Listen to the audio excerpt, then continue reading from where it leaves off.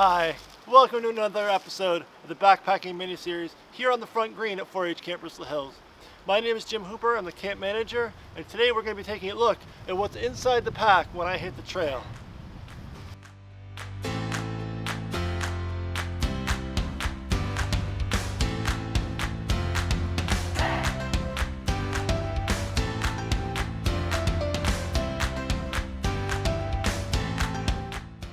So now that we've got all of our equipment laid out, let's take a look at each of the items that we have with us and why we chose that one versus something else.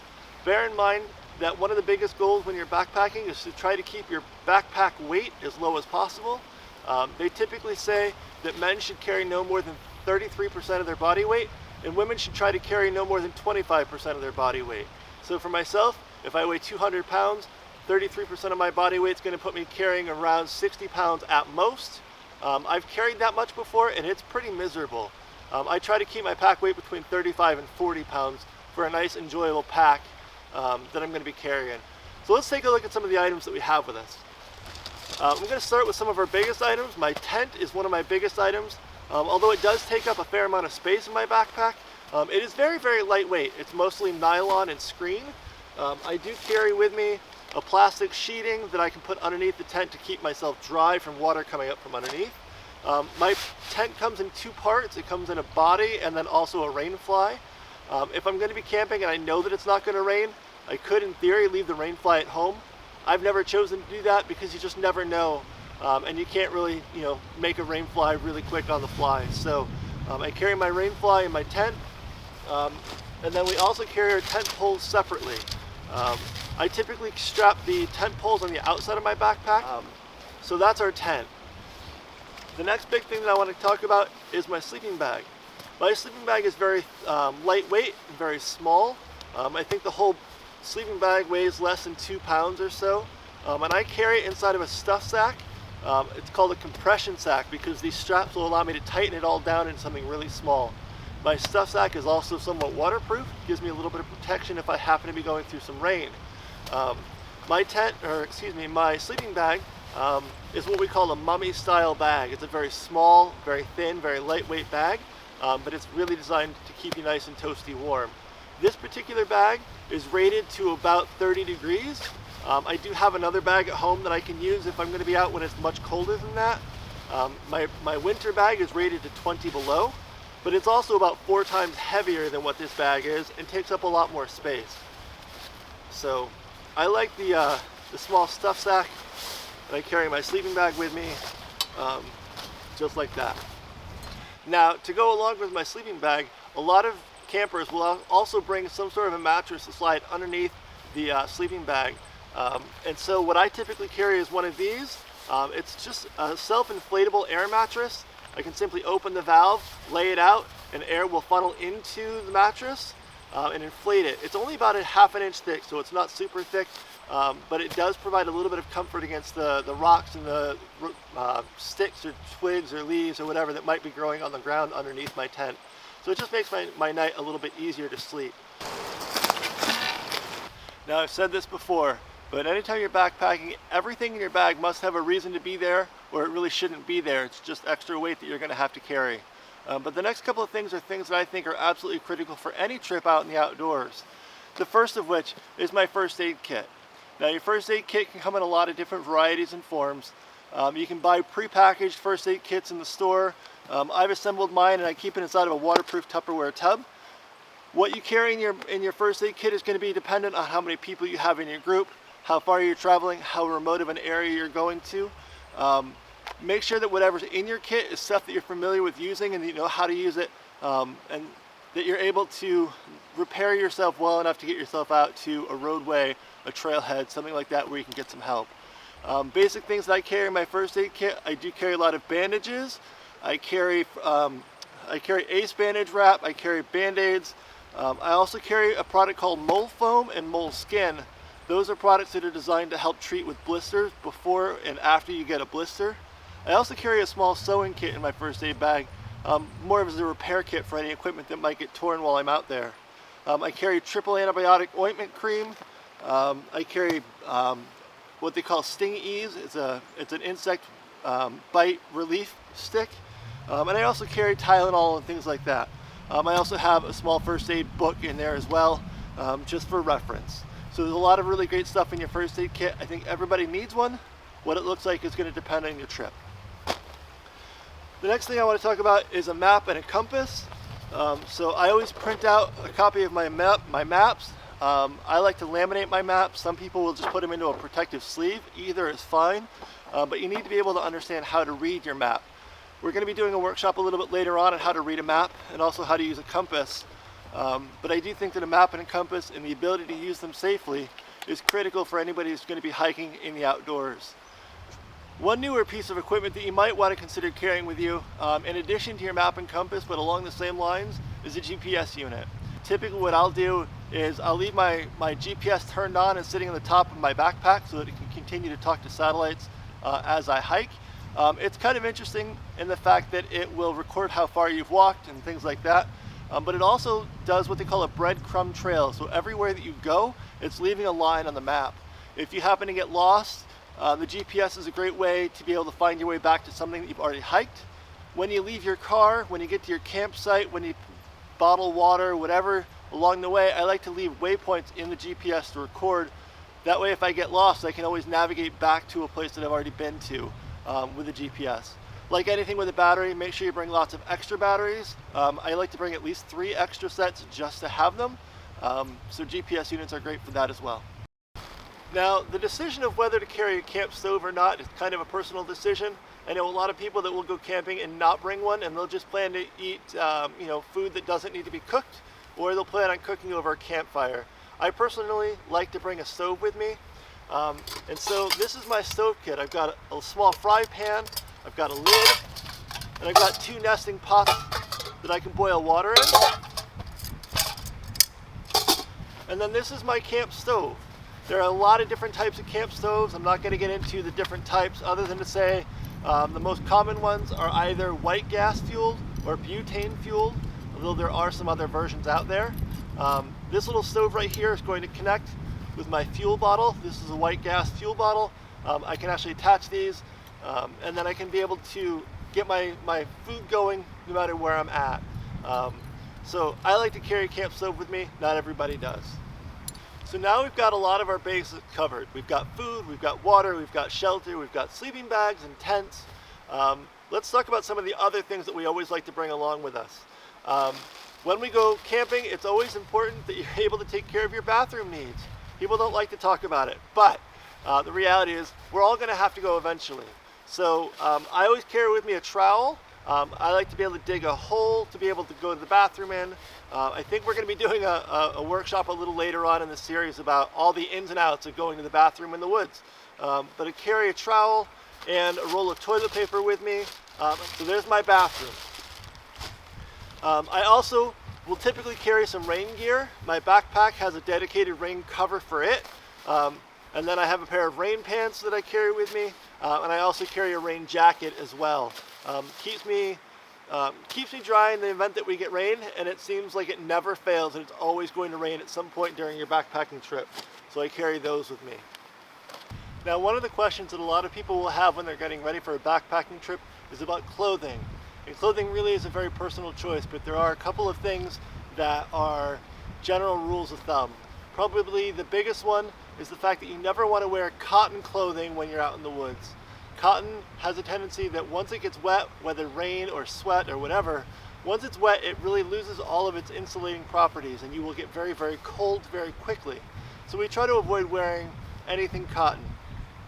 When I'm camping, I'll often wear a hat. Even when it's fairly warm out, I'll wear a hat as it helps to keep my heat in, unless it's bright sun in the middle of summer, in which case I'll probably wear like a brimmed hat.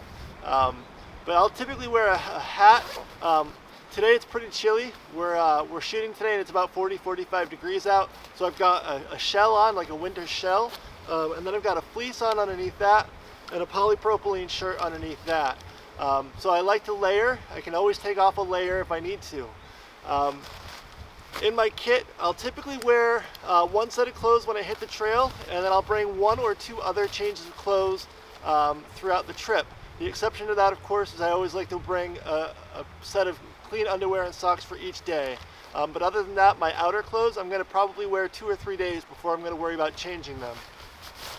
In my kit, I'll always bring some thermal underwear. So I've got thermal shirt, polypro shirt, and then I've got a matching set of polypro leggings that I like to wear if it's going to be chilly out. And then I also carry, obviously we carry socks and underwear. My socks are alpaca socks. I also wear wool socks, just trying to keep myself dry. These are actually sleeves that I wear up my arms. If I happen to be wearing short sleeves, I'll wear the sleeves, and these are really more as sun protection. These are SPF rated for sun protection. I like to bring 1 or 2 pair of these on the trail as well. One thing that you'll see typically, I will almost never wear shorts on the trail. I just find there's a lot of sticks and rocks and debris that I'm scraping against, and I like to be able to have the protection of long sleeves and long pants. It also helps to prevent against ticks and thorns and things like that. So I like to be able to wear long pants, long sleeves. I've gone through most of my bags already. There's one bag I haven't gotten to, and this is kind of my everything else bag. So you'll actually find inside of this bag a number of other bags as well. So there's my sunscreen. I always carry my sunscreen with me. My toothpaste, or toothbrush and toothpaste. I carry a pocket knife with me. We'll get to that in just a second. And a headlamp. I always carry a headlamp with me. Just allows me to be able to be hands-free if I happen to be out putting up a bear bag at night or something like that. These 2 bags, one of them is full of rope with a couple of carabiners. And this is my bear bag making kit. Anytime we're in camp, we want to make sure that we don't have anything that smells strong, has any real scent or odor to it in the main camp. So we'll take all of that stuff, put it into a bag, and hang it way up in a tree where the bears can't get to it. So this is my bear bagging kit. We are going to do a workshop on bear bagging a little bit later on in the series, so I won't go too far into that right now, other than to say that I do carry that kit with me. And then this is kind of my emergency kit. This is like my repair kit. So if my, anything here were to break, I've got some equipment to be able to try to repair some of it. I've got some elastic shock cord. I've got straps with buckles. I've got a little bit of duct tape. And this whole bag is really just kind of filled with spare clevis pins or anything else along the line that might break. So I like to make sure that I have that kit with me anytime I'm on the trail. Now I just said that this is my pocket knife, and I don't ever leave home without this knife. I don't care if I'm going to the office or to the gas station or wherever. I always carry this knife with me. This is a multi-tool type of knife, and I really like it because it gives me a lot of options. So it gives me pliers, it gives me blades, it gives me a file, it gives me a screwdriver. So it gives me a lot of different pieces of equipment all into one. There are a couple of other knives that I will occasionally bring with me, not very often, but occasionally I will bring with me a smaller single blade knife. It's simply a fixed blade knife.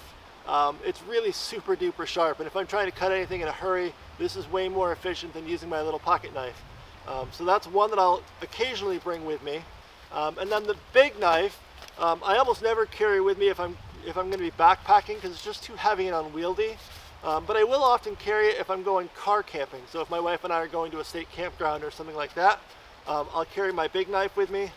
And this is really just a small machete, but it allows me to make firewood out of some smaller sticks. It's just nice and handy to have around.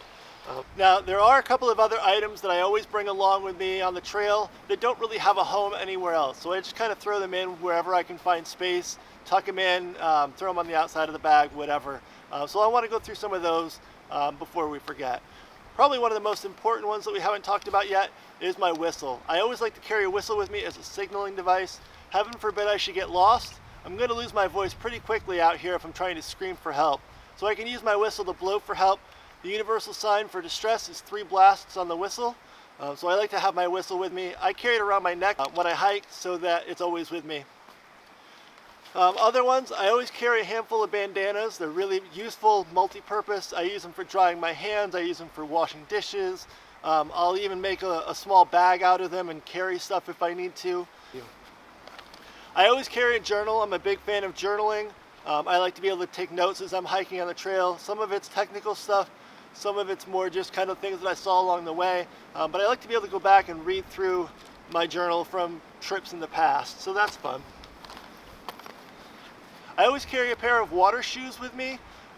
There are times that you have to travel across a creek or a stream, and rather than getting your only good pair of boots wet and letting them be wet for days, it's really great to be able to throw on a pair of water shoes and hike across and then put on your regular boots after your feet have dried. I also will wear these around the campsite in the evening once I've made my camp and I'm ready to hang out for the night. Sometimes it just feels really good to get your boots off at the end of the day. And then I do carry a small lantern with me. This is a small battery operated lantern. It's an LED light, and it's really just kind of nice to be able to hang up inside your tent to have a little bit of light while you're trying to journal or read a book or something like that. I do carry bug spray, or this is a bug stick. And this is just one of those little emergency saws. It's just a wire that I can use if I had to cut a small branch to be able to make it size to fit in my campfire. Last but not least, I got a couple more things. This is really one of those luxuries that I don't carry with me all the time, but this is what they call a Crazy Creek chair, and I can actually fit my sleeping pad mattress into this, and then it attaches with some straps and makes a small folding chair that I can sit around the campfire without being on the ground. Kind of a luxury, but it's kind of fun to have. I do carry a hiking stick with me on occasion. Sometimes I carry one of these commercial ones, sometimes I'll just pick up a stick that I find along the way. The commercial ones are nice if they're super, super light, and they're really sturdy, they're compact, but you know, not a necessity. And then the last thing, which absolutely is a necessity, is your backpack itself.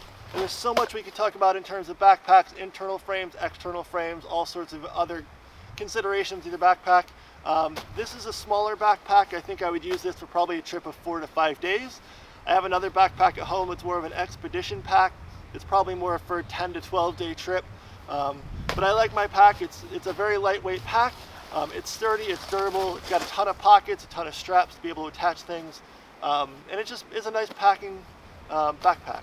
And that kind of wraps things up for the what's in my bag portion of the backpacking mini series here on the Front Green. I hope you're enjoying the series. I hope you're going to follow and subscribe and like and comment and all those great things. Check us out. We're going to be posting a new video like this every Thursday for the next 8 to 10 weeks, and hope that you follow along. Thanks so much for being here.